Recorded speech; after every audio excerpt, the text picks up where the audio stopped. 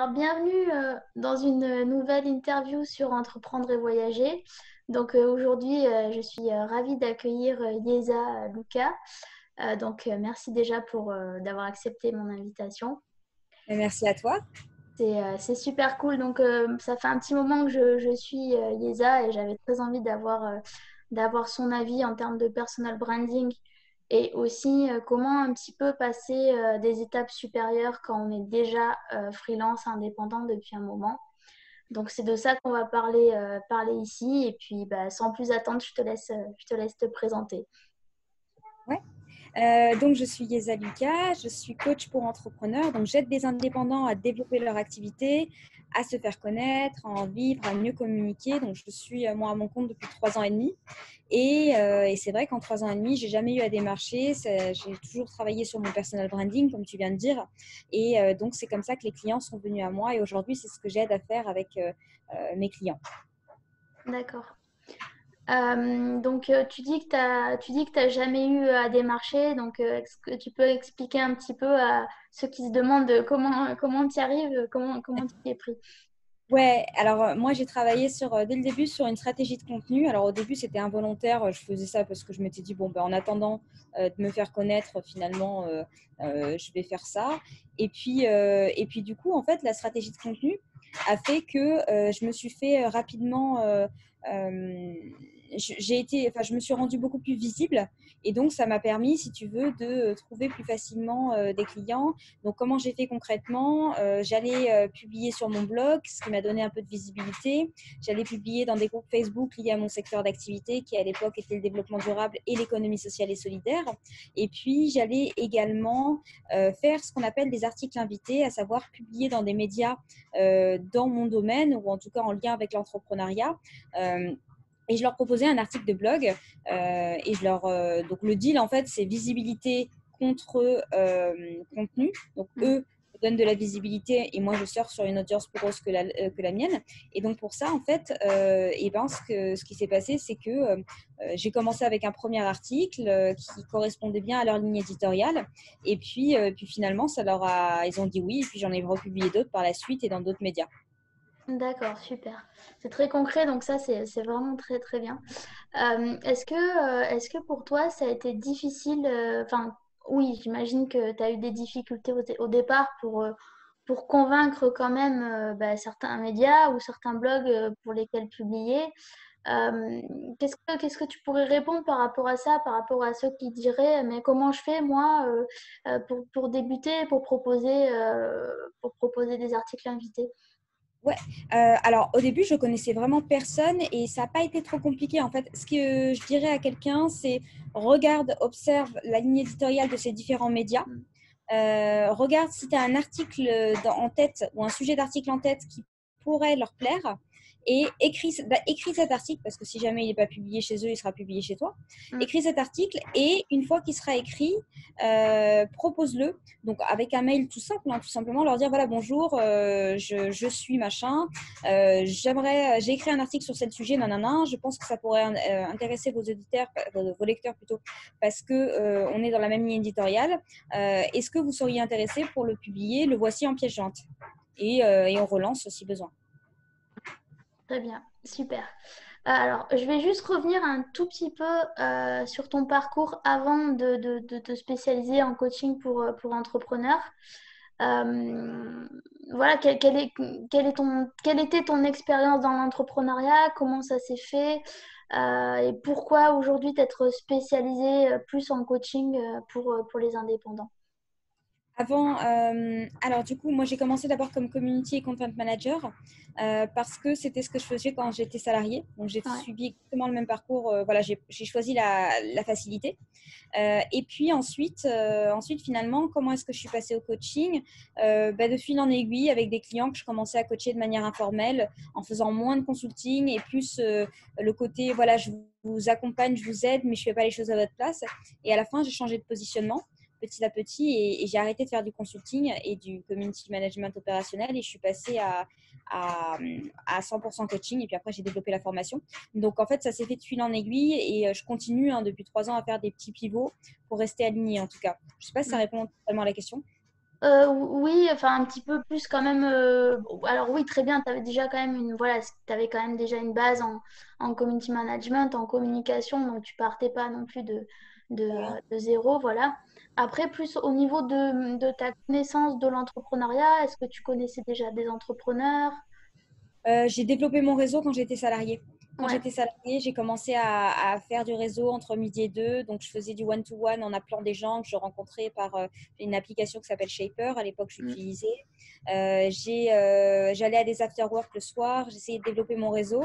Et puis, j'ai commencé à faire une formation en ligne en parallèle de mon job, puisque ça se faisait à distance. Et Ouais. à un moment, je me suis dit, bon, ben, tu as payé tout ça, tu t'es investi. Ben, la seule. Enfin, pour que ça soit un vrai retour sur investissement, je me lance, quoi. Je lâche mon job et j'y vais. Mm.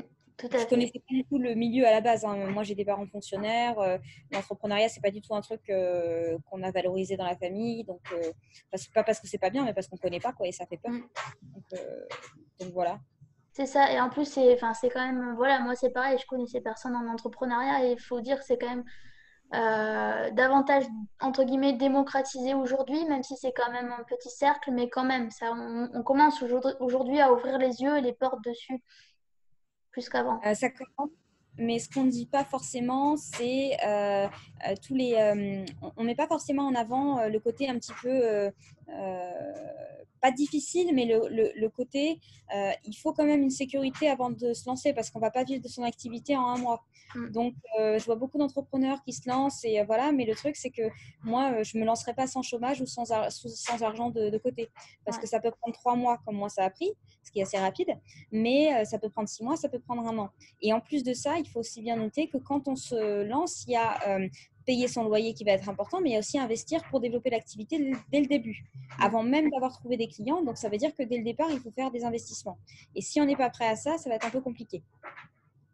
Ouais. Et justement, c'est des très bons, c'est des très bons conseils. Aujourd'hui, donc voilà, comme tu dis, il faut quand même avoir un minimum une sécurité, etc. Pas se lancer directement dans le tas. Est-ce qu'aujourd'hui, donc tes clients, c'est vraiment que des, entre guillemets, des débutants, ou est-ce qu'il y a vraiment tout profil confondu, et comment un petit peu tu leur permets, c'est ce que je voulais aller après, mais c'est comment tu leur permets d'être différents et d'aller un peu plus loin. Ouais. Alors, mes clients, c'est pas uniquement des débutants. J'ai des gens plus avancés, j'ai des gens qui se lancent. Généralement, ils se lancent avec moi puisqu'ils aiment bien mon parcours, ils aiment bien lire mes newsletters, mes contenus, et donc du coup, ça les inspire. Et donc du coup, alors je viens d'oublier la question. Est-ce que c'était comment est-ce que finalement Plusieurs clients et comment tu leur conseilles un peu concrètement de se démarquer, qu'est-ce qui peut faire la différence? Ouais, et ben du coup, ce qu'on fait en fait, c'est on travaille sur eux. On va pas appliquer une stratégie toute faite. On va déjà voir, voilà, quels sont leurs traits de personnalité dominants, ce qu'ils aiment pas, leur centre d'intérêt. Et c'est ça, à partir de cette base-là, qu'on conçoit en fait une sorte de business model sur mesure. Et en fait, ça va aussi se refléter dans une communication qui sera beaucoup plus sur mesure. Et donc finalement, en étant totalement eux, ils vont, énergétiquement parlant, attirer beaucoup plus de monde puisqu'ils seront totalement naturels. C'est comme ça que ça marche en fait. Quand on est aligné, quand on est bien dans ce qu'on fait, quand on est bien dans ses bottes, ça marche. Quand on l'est Euh, pas et qu'on a suivre des stratégies et des modèles que d'autres nous ont dictés, ben, ça marche pas. oui, c'est ça, c'est le fait de dire aussi, voilà, d'abord, il n'y a pas qu'une seule méthode. Il y a des méthodes qui ne fonctionnent pas forcément pour certaines personnes. Exactement. Et ça, c'est super important. Et qu'est-ce que tu réponds, par exemple, à des personnes qui te disent, oui, mais moi, j'ai pas de parcours en digital, c'est pas quelque chose avec lequel je suis forcément familier. Forme-toi. Euh, Pardon? Forme-toi. Ouais. Pardon. D'accord. Mais oui, mais enfin, c'est vrai que moi, j'ai eu certains retours de personnes qui me disent, oui, mais c'est pas évident quand on n'a pas déjà, tu vois, une affinité, se Ouais, former. c'est pas Ouais. évident, mais on peut se faire aider. On peut se faire aider quand on galère. Au bout d'un moment, c'est ça aussi la flexibilité de l'entrepreneuriat. L'adaptabilité plutôt plus que la flexibilité. Mais au bout Ouais. d'un moment, on sait qu'on n'est pas forcément bon dans quelque chose, donc soit on délègue, soit on se forme. On ne peut pas laisser un truc comme ça de côté, aussi important que la communication digitale dans l'entrepreneuriat. Mm. Ouais, aujourd'hui, c'est quand même incontournable. Donc, Et surtout en période actuelle où bah, on ne peut pas trop se voir physiquement. Donc, il faut absolument avoir une communication et un bon copywriting pour pouvoir faire en sorte que les gens vous trouvent, quoi. ouais. Pour ceux qui ne savent pas, le copywriting, c'est l'écriture de vente. Donc, c'est le fait de se mettre en valeur pour arriver à vendre ses produits, ses services. Ok. Euh, est-ce que toi, aujourd'hui, donc effectivement, bah, il y a le Covid en ce moment. Quel a été un peu l'impact du Covid dans ton activité de coaching? Bah, le premier confinement, ça s'est plus que bien passé, donc ça avait explosé, puisque finalement, bah, tout le monde était à la maison, c'est les premiers, il y avait les Zooms, tout le monde faisait des Zooms, moi j'ai communiqué comme une malade, donc ça s'était très bien passé. Et d'ailleurs, dans mon secteur, il y a pas, il y a de tout, de ce que je vois, il y a vraiment il y a vraiment de tout. Mais comment dire, euh, le Covid n'est pas, en fait, n'a pas des impacts négatifs pour tout le monde.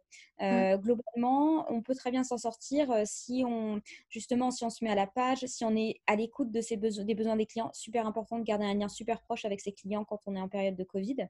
Et donc, du coup, ça nous permet de proposer des offres adaptées et finalement pouvoir réussir à vendre et à communiquer en cette période-là. Donc, il faut vraiment garder ça en tête. Si on a une activité qui est 100% en présentiel, bah là, faut la digitaliser. Mm. Il faut vraiment faire des ajustements. Donc, je dirais, être à l'écoute des clients et adapter l'activité ou le business model s'il n'est vraiment pas adapté à la crise, quoi. Ouais, ça c'est très juste. Quitte à faire de l'hybride aussi, ni présentiel, ni distance. Voilà, si vous pouvez Voilà. aussi. Ne pas oublier, je pense aussi, parce qu'on parle beaucoup de digitalisation, mais ne pas oublier aussi le côté un peu, par exemple, là, on est pendant les fêtes de fin d'année, le côté aussi un peu physique, pourquoi pas faire des cartes de vœux pour vos clients. Je pense que c'est des petits moyens aussi comme ça qui peuvent être très appréciés et nous permettre de renouer aussi hein, d'un côté physique et pas que digital. Tout à fait, ouais, ouais, effectivement. Et puis surtout, bah, tu le dis bien, hein, en ce moment, tout le monde est sur le web et même moi, pour te dire avec franchise, il y a une sorte de saturation des contenus. Tout le monde fait des webinaires, tout le monde fait des mails de vente, tout le Ouais. monde vend les mêmes formations. Et donc, en fait, effectivement, renouer avec le présentiel, avec le physique, parce qu'on est en manque de contact physique aussi, Mm. et donc d'objets aussi physiques. Là, ça pourrait être un angle différenciant. Ouais. Et ça, c'est super Et, important. Mm. tout ça. Et il faut vraiment le préparer parce que on va pas être confiné, enfermé toute notre vie. Et donc, du coup, il faut préparer l'après dès maintenant. Mm. C'est ça. C'est l'anticipation aussi qui est importante, la préparation. Les choses, elles n'arrivent pas comme ça. Il Tout faut à fait. anticiper. Exactement, non, non, c'est super important. Penser à l'après, pas penser, même si ça va pas maintenant, c'est pas grave. Essayez de vous poser, vous dire voilà, est-ce que vous êtes dans la merde au niveau du chiffre d'affaires ou pas? Si c'est pas le cas et c'est juste une question d'ego, ben laissez de côté et préparez 2021. Si vous êtes dans la merde niveau chiffre d'affaires, soit vous faites une offre vraiment à petit prix pour pouvoir faire en sorte d'avoir du chiffre d'affaires rapidement, et ou soit dans ce cas-là, vous essayez de voir globalement si il faut que vous repreniez une activité salariée. Enfin, tout dépend de votre niveau, en fait, c'est très Mm. personnel. Ouais. Et effectivement, donc oui, quand même, parce que nous, on travaille beaucoup dans la communication, dans la création de contenus digitaux, etc. Euh, Qu'est-ce que tu pourrais dire, par exemple, à tes clients qui te diraient, oui, mais effectivement, moi, comment je me positionne, je sors de l'eau par rapport à la masse. Euh, En étant soi. Vraiment, c'est tout ouais. bête, c'est Mm. très classique et banal de le dire, mais en fait, la meilleure façon de réussir à de sortir de la masse, c'est arrêter de copier les modèles qu'on voit. Je dis ça parce que c'est un panneau dans lequel je suis déjà tombée. Arrêter d'appliquer des stratégies qui nous promettent une réussite et se dire, voilà, concrètement, ma journée idéale, c'est quoi? Qu'est-ce que j'ai envie de faire de cette journée-là? Comment est-ce que j'ai envie d'accompagner les gens si j'ai envie de les accompagner? Est-ce que j'ai envie de travailler le matin ou pas? Est-ce que j'ai envie d'envoyer un mail pour communiquer ou pas? Vraiment construire sa journée sur mesure, ce qui implique vie privée et vie pro. Et Ouais. à partir de là, on est totalement aligné. Et quand on est totalement aligné, ben, ça marche. Et enfin, tu penses vraiment qu'une personne alignée, si elle persiste, elle réussira et t'as pas vu Ouais. de limite ou de personnes qui n'ont pas, entre guillemets, réussi, même si la réussite, elle est relative. Moi, j'en ai pas vu. Après, je vais pas te dire que ça marche à 300%, puisque il y a toujours des exceptions, hein. Il y a toujours des Bien exceptions, sûr. évidemment. Mais a priori, c'est quand même la meilleure façon de réussir. Et en fait, c'est parce que voilà, encore une fois, c'est tout bête entre guillemets, mais c'est en appliquant aussi parfois des choses les plus simples que voilà, c'est s'écouter, se recentrer. Euh, Comme dit Esa, c'est partir de son pourquoi, sa journée idéale. Ça paraît tout bête comme ça, mais en fait, on prend pas tant de temps que ça pour y réfléchir. Mm. Et je pense que ça peut faire la différence, clairement. Ah, mais c'est vraiment ça. Et on ne prend pas le temps de le faire parce qu'on ne s'autorise pas à. Alors, je dirais pas qu'on ne s'autorise pas à être heureux, mais on ne s'autorise pas à avoir une journée simple, cool. On a tout le temps tendance à se dire, ouais, en fait, je dois en chier pour réussir. Et donc, du coup, je dois travailler tant d'heures par jour, je dois faire des trucs que j'aime pas. C'est comme ça qu'on bosse. Et en fait, non, on ne peut ne pas avoir de contraintes. Ouais, exactement. Et pour toi, aujourd'hui, bah, toi, tu considères aujourd'hui que tu es un peu plus aligné d'un point de vue Moi, personnel? Oui, moi beaucoup plus. Alors, il y a toujours Mm. des ajustements à faire, hein. Je bosse dessus en permanence, mais globalement plus. Et puis surtout, je sais quand je le suis pas. Et quand je le suis pas, au bout d'un moment, bah, qu'est-ce qu'il faut que je fasse? Il faut que je réfléchisse à ce qui me va pas. Il faut que je fasse le vide. Ça, c'est quelque chose d'assez difficile pour moi parce que je suis quand même un peu hyperactive. Donc, ça veut dire en gros, essayer de dire, bon, ben voilà, là, je sature, j'ai Ouais. plus d'idées, je le mets de côté et je fais autre chose. Et là, je commence à le faire, tu vois. Le fait d'être partie un peu à l'étranger, parce que là, je te parle depuis mon appartement en Oui, Suède. j'allais basculer dessus, ouais. Voilà, bon, il y a eu le petit sèche-linge, j'espère que ça n'a pas fait trop de bruit. Euh, donc voilà, voilà, si j'étais au Portugal il y a une semaine, je retourne au Portugal après. Là, je fais du digital nomadisme. Et le fait de changer de contexte m'inspire beaucoup plus, me permet d'être beaucoup plus alignée, beaucoup mieux, parce que j'étais en saturation en France sur cette période actuelle. Mm. Et donc, Et ça, voilà, c'est. j'ai décidé, ben, voilà comment je peux améliorer ma vie. Ouais. Justement, voilà, voilà, tu t'es dit, eh ben là, je sature, j'ai besoin de changer d'environnement, donc je vais partir. Et effectivement, c'est super inspirant. Et donc, en fait, moi, voilà, c'est tout à fait la thématique de mon blog. Donc, j'allais te demander comment tu as eu un peu le. Est-ce que c'est uniquement parce que tu avais besoin de changer d'environnement ou ça commençait à trotter dans ta tête? Comment tu as eu un peu le déclic de vouloir essayer le digital nomadisme? Alors, c'est toujours un truc auquel j'ai pensé par le passé, mais je m'étais dit, ouais, j'ai un peu peur de partir toute seule. Je parle anglais, mais tu vois, je ne l'avais pas activé depuis un moment. J'étais là, est-ce que je vais D'accord. réussir à me débrouiller? Est-ce que je vais rencontrer des gens? Et puis là, en fait, quand il y a eu les dernières annonces là, du gouvernement, je me suis dit, oula, non. Et là, j'ai pris directement un billet pour Lisbonne. Comme quoi, c'est dans l'urgence parfois qu'on prend des décisions vitales, quoi. Ouais, Parce que j'ai passé le premier confinement toute seule. Pour moi, ça a été un peu un traumatisme. Autant sur le plan business, ça s'est très bien passé, mais bon, tout d'un coup, tu fais plus rien, voilà. Et oui. du coup, je me suis dit, hors de question que je refasse le deuxième comme ça. Et donc, dès que j'ai attendu les annonces, j'ai pris direct un billet. Ça c'est super. C'est vraiment, voilà, c'est écouter son cœur et partir. Non, non, mais c'est top. Et puis des fois aussi, c'est en étant un peu, entre guillemets, au pied du mur Oui, c'est que, exactement. On prend ouais, parfois les bonnes décisions. ouais, c'est ça. Et par exemple, moi, je sais que euh, je suis partie quelques semaines en Inde avant de me lancer à mon compte, en fait. Et je pense que ça a été assez déterminant parce que il y a eu la décision de partir en Inde qui a été très rapide, très naturelle. En fait, je suis partie vraiment. Enfin, j'avais préparé quelques mois avant, mais je veux dire, ça s'est fait assez rapidement. Mhm. Et pareil, après se lancer à mon compte, je me suis lancée quelques mois après. Et je pense qu'en Ouais. fait, pour moi, en tout cas, c'est les deux grosses décisions pour l'instant de ma vie. Et finalement, en fait, Mhm. elles se sont faites très vite et sans se poser de questions. Et je pense que c'est ça qui fait un peu la différence aussi, quoi. Ouais, tout à fait. Tout à fait. Et donc là, tu as été au Portugal, là, tu es en Suède. Jusqu'à quand? Ben là, en fait, j'ai aussi pris la décision de quitter Paris. Et donc, du coup, je suis au Portugal enfin, là, je suis en Suède. Je reviens au Portugal la semaine prochaine. D'accord. Je pense que je vais y rester jusqu'à début décembre. Et puis après, je vais déménager. Enfin, je vais quitter Paris. Je ne sais pas trop encore en janvier où est-ce que je vais être. Je me suis pris une semaine de vacances en Laponie. Normalement, si tout se passe Ah, bien, ça devrait super. être ouais, pour déconnecter. Parce que sinon, moi, tu me mets dans n'importe quel endroit du monde avec un Wi-Fi. Je bosse, Ouais. en fait. Donc, en fait, pour me déconnecter, il faut que je me mette dans des conditions extrêmes. Et donc, du coup, ben là, je vais faire ça. Et puis après, je vais voir peut-être la Bulgarie ou le Mexique ou en fonction des pays ouverts, peut-être l'Asie. Je vais réfléchir un petit peu à ça. en fonction Mm. de la carte du monde du moment. Ouais, qui s'ouvre, ouais. Exactement. C'est, c'est top. Et du coup, en fait, tu disais que tu avais peur finalement de partir seule. Et Ouais. aujourd'hui, bah, quel est ton vécu ton ressenti par rapport à ça?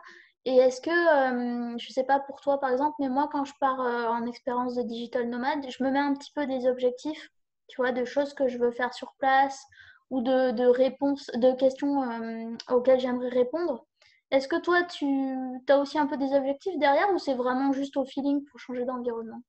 Alors, bon, il y a le côté feeling pour changer d'ambiance, mais quand je vais dans une ville, effectivement, alors moi, je suis pas en mode visite musée, tout ça, j'aime pas ça. Donc, Moi du non plus. coup, c'est ça. Moi, je marche, je découvre la ville, je bosse dans Ouais. des cafés. C'est comme ça que je fais, c'est comme ça que je m'imprègne de la ville. Pour la vie sociale, généralement, je vais dans des groupes Facebook de digital nomades et je demande s'il y a des gens qui sont là pour boire un verre. Je publie le Portugal, ça s'est très bien passé. Il s'est réactivé, lui. Ouais. Le, le Portugal, ce que j'ai fait, en fait, c'est que j'avais fait une story sur Instagram. J'ai une fille qui me connaissait à l'époque de loin qui m'a écrit un message en me disant qu'elle était à Lisbonne. Et du coup, on a bu un verre ensemble. Elle m'a proposé m'a présenté à une autre pote à elle. Et puis, de fil en aiguille, entre ça et les groupes Facebook de Digital Nomade, j'ai rencontré des gens. La Suède, là, c'est un petit peu plus compliqué parce que c'est Mm. pas une destination très digital nomade. Il fait nuit Ouais. à 15 en ce moment. Donc, j'avais un pote que j'ai rencontré dans un groupe de digital nomade comme ça. Et puis, pareil, un autre que je vais voir cet après-midi, un entrepreneur qui est également que j'ai vu dans un groupe de Français à Stockholm, et peut-être un autre événement la semaine prochaine, mais encore que non, je pars dimanche. Mais du coup, voilà, c'est comme ça que j'ai peux rencontrer des gens. Pour des destinations comme Stockholm où c'est pas forcément très digital nomad friendly, ce que j'aurais pu faire et ce que je recommanderais, c'est éventuellement peut-être prendre une chambre solo en héberge de jeunesse pour pouvoir rencontrer plus de gens, quitte à bosser dans des cafés dans la journée. De toute façon, moi, j'ai un budget café maintenant.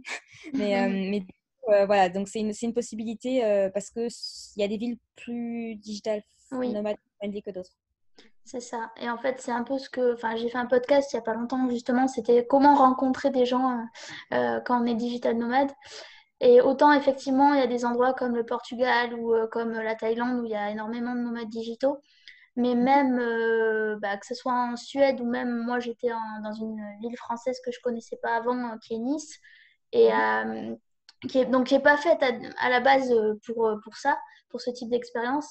Et ce que je pense qui peut être intéressant, et ce que j'ai fait aussi, c'est si tu peux, ça dépend si tu parles la langue aussi, c'est se mêler aux locaux, c'est de faire Oui, des activités locales. Par exemple, moi, j'ai fait des cours de yoga ah, c'est avec des cool. locaux, et ça, je trouve que c'est un bon moyen aussi. Ouais, et c'est ce que j'ai fait avec l'aïkido au Portugal. Ah, c'est super ça, ouais. Ouais. Donc Ça te voilà, donc permet. si vous savez pas trop ou si vous connaissez pas grand monde, etc., n'ayez pas peur, essayez de faire des activités, vous avez rien à perdre. Totalement, totalement. Que ce soit en France, comme tu dis, ou à l'étranger. Voilà, moi, j'écris un mail, je demande, voilà, est-ce que je peux pratiquer chez vous durant la semaine où je suis là? Et puis, généralement, c'est oui. Et du coup, je rencontre des gens. Après, je parle anglais, donc, et les gens Ouais. parlent globalement anglais, donc c'est plutôt bon. Je parle pas suédois, j'avoue, ni Mm. portugais, mais bon, Oui, après, j'ai pas le temps d'apprendre en 2 semaines, quoi. d'accord. Mais est-ce qu'il y avait une raison particulière pour la Suède et qu'est-ce qui te plaît là-bas? Comment tu trouves ça?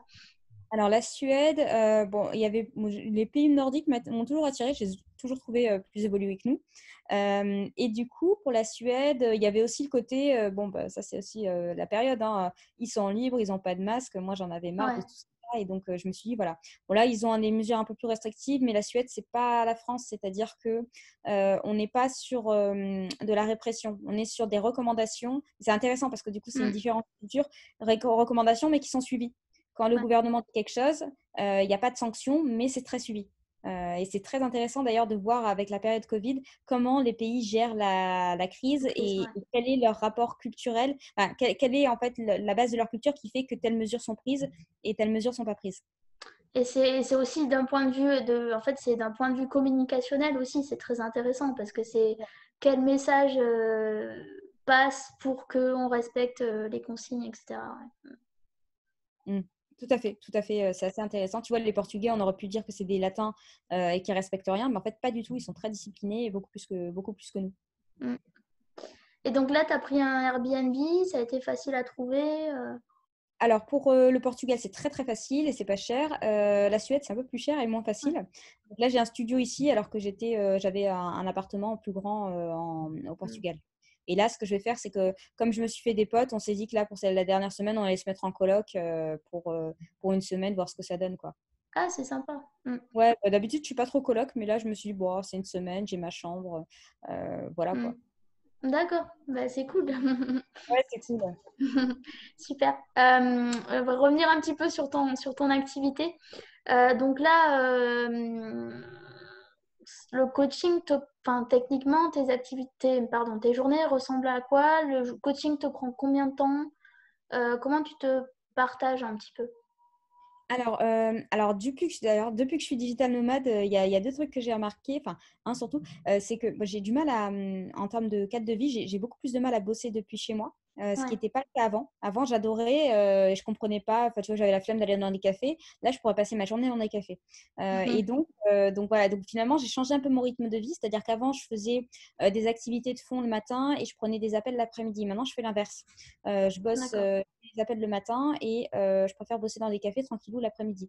Et encore, tu vois, hier, j'ai testé de faire une après-midi d'appel l'après-midi et je suis allée dans Espresso House, c'est l'équivalent de Starbucks nordique. Mhm. Euh, et franchement, ça s'est super bien passé. Ce qui est génial dans les pays nordiques, c'est qu'ils ont des prises partout, le Wi-Fi qui marche très bien. Bah oui. Ça, c'est Mm. génial. Quand tu es là, ah, enfin. Euh, C'est ça. et du coup, c'est très agréable. Et voilà, donc du coup, voilà. Ensuite, au niveau des coachings, bah, avant, je faisais l'erreur de tout mettre un petit peu de manière dispatchée dans ma semaine. Maintenant, je rassemble. Comme ça, j'ai des Ouais. journées où je peux rien, enfin, où je dis pas que je fais rien, mais en tout cas, je peux me prendre une après-midi. Mm. Et puis, il y a des journées où je peux aussi me dire, tiens, là, je fais du travail de fond, je bosse tranquillement. Moi, j'adore bosser voilà, dans des cafés. Mon inspiration est décuplée quand je travaille dans un Mm. contexte sympa.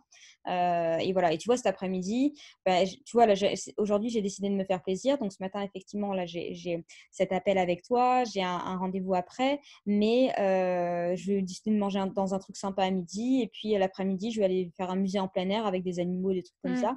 Cool. Parce que bon, après, en Suède, tu fais en fonction du temps. C'est-à-dire que moi, j'ai Ouais. tenu ma journée off, mon après-midi off parce qu'il faisait beau. Quitte à bosser ce week-end, c'est pas grave. C'est ça. Mm. Et donc, du coup, voilà, c'est comme ça que je fonctionne. Et du coup, je suis beaucoup plus épanouie personnellement et ça se traduit et ça se ressent dans ma communication. Ça, c'est. Ouais. Et ça, voilà, parce qu'on a en fait, ce qui est difficile à faire comprendre, je pense, c'est qu'on a beau. Mais on travaille, notre travail, il reste le même, il reste sérieux, il doit rester ambitieux, etc. Mais le fait de Mhm, changer d'environnement et d'avoir différentes expériences, ben mhm. ça, il y a tout qui se nourrit, en fait. C'est un cercle vertueux, je pense. Ouais, tout à fait. Tout à fait, c'est vraiment cette idée-là. Donc, moi, ce que je vous conseille, de toute façon, pour réussir à développer votre activité de manière pérenne et alignée, c'est essayer de concevoir, comme je disais tout à l'heure, la journée idéale. La journée idéale, finalement, ça sera le bon premier pas et le bon point de départ pour construire une activité qui vous ressemble, puisqu'en fait, pro et perso sont liés dans Ouais. l'entrepreneuriat. Et donc, pour finalement que ça marche bien, il faut que vous ayez un rythme de vie qui vous corresponde. Vous forcez pas à faire 15 000 coachings si ça vous Mm. épuise, ou faire des webinaires si vous n'aimez pas ça, ou travailler dans un coworking si vous n'aimez pas ça. Vous gérez tout. C'est l'avantage d'être à son compte et d'être son propre chef. C'est ça, et je suis tout à fait d'accord avec toi. C'est le fait aussi il faut sentir les choses. Faut pas, si vous êtes, j'en sais rien, si vous n'êtes pas bon en vidéo, forcez pas à faire des vidéos.